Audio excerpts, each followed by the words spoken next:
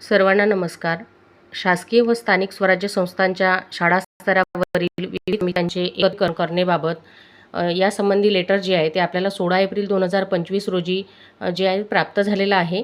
तर या संदर्भात आज आपण माहिती बघणार आहे. व्हिडिओ कामाचा वाटल्यास नक्कीच चॅनलला सबस्क्राईब करा. तर बघू शकता तुम्ही शालेय शिक्षण विभाग व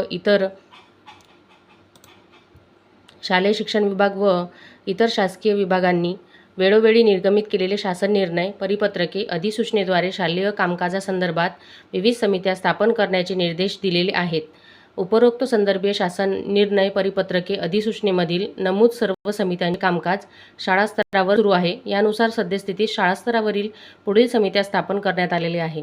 तर जसजसे आपल्याला समित्या स्थापन करायला सांगितलेल्या होत्या त्याप्रमाणे आपण शाळा स्तरावरती जे आहे त्या समित्यांचे स्थापन जे आहे ते केलेले आहे आणि त्यानुसार समित्यांचे कामकाजही प्रत्येक शाळेवरती चालू आहे. तर बघू शकतो आपण शाळा व्यवस्थापन समिती, परिवहन समिती, माता पालक संघ, शालेय पोषण योजना समिती, पालक शिक्षक संघ, शाळा बांधकाम समिती, तक्रार पेटी समिती, सखी सावित्री समिती, महिला तक्रार निवारण समिती, विद्यार्थी सुरक्षा समिती, शाळा व्यवस्थापन व विकास समिती, नवभारत साक्षरता समिती, तंबाखू नियंत्रण समिती, शाळा बाह्य विद्यार्थ्यांसाठी गावस्तर समिती आणि स्क्रॅप स्वयं मूल्यांकन समिती.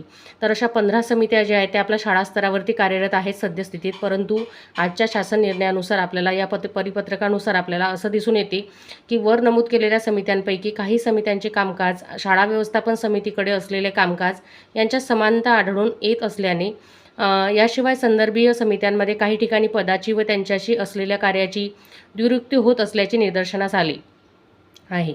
तसेच काही समित्यांचे कामकाज शाळा व्यवस्थापन समितीद्वारे करण्यात यावे असेही निर्देश यामध्ये करण्यात आलेले आहेत. जसे की शालेय पोषण आहार योजना, नवभारत साक्षरता समिती वरील विविध समित्यांचे एकत्रीकरण करून समित्यांची संख्या कमी केल्यास मुख्याध्यापक व शिक्षकांना अध्यापनासाठी व शालेय कामकाजासाठी अधिकचा वेळ उपलब्ध होऊ शकणार आहे.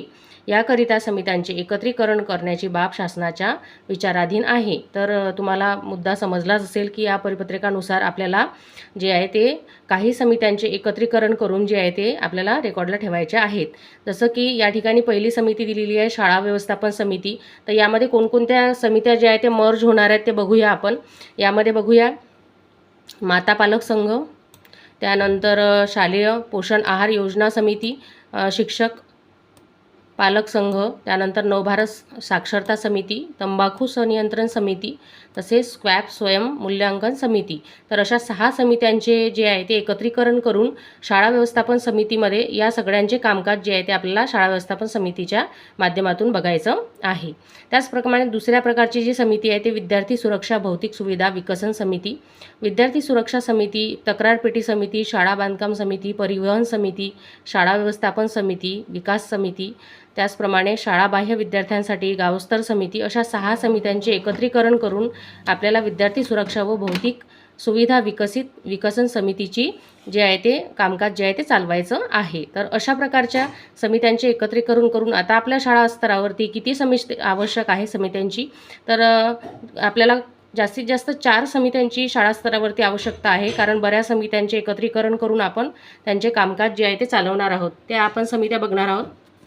त्यामध्ये बघूया शाळा व्यवस्थापन समिती, सखी सावित्री समिती, महिला तक्रार निवारण अंतर्गत तक्रार समिती आणि विद्यार्थी सुरक्षा व भौतिक सुविधा विकसन समिती. तर अशा अत्यावश्यक असणाऱ्या समित्यांचे नाव जे आहेत ते आहेत. त्या अंतर्गत कोणकोणत्या समित्या ज्या आहेत त्या मर्ज केलेल्या आहेत, एकत्रीकरण करून जे आहे ते आपण या ठिकाणी 4 समित्यांचे रेकॉर्ड जे आहे ते ठेवायचे आहे.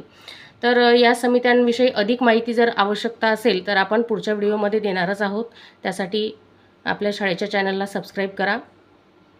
धन्यवाद.